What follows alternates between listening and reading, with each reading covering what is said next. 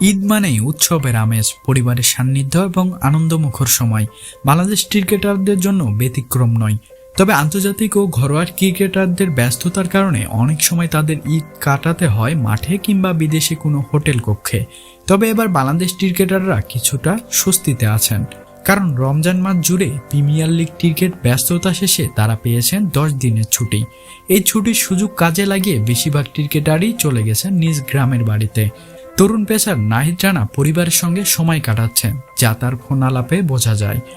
ঈদ উদযাপন নিয়ে তিনি বলেন, আগের মতন সকালে নামাজ পড়ে এসে পরিবারের সঙ্গে সময় কাটাবো, আর বিকেলে বন্ধুদের সময় দিব। জাতীয় দলের ওপেনার তানজিদ হাসান তামিম বগুড়ায় ফিরে পেয়েছেন শৈশবের স্মৃতি। বন্ধুদের সঙ্গে আড্ডা দিচ্ছেন এবং বিভিন্ন ইফতার মাহফিলে যোগ দিচ্ছেন।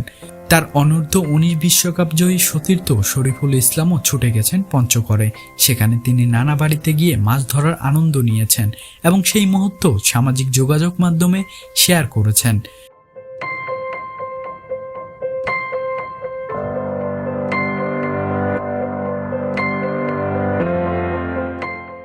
আগামী 10 এপ্রিল বিশ্বকাপ বাছাইয়ের প্রথম ম্যাচ খেলতে নামবে বাংলাদেশ নারী দল।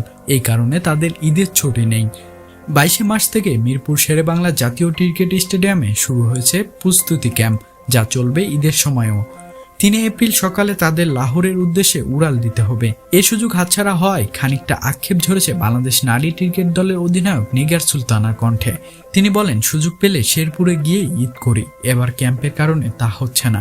স্বাভাবিকভাবেই একটু মন খারাপ তো থাকবেই।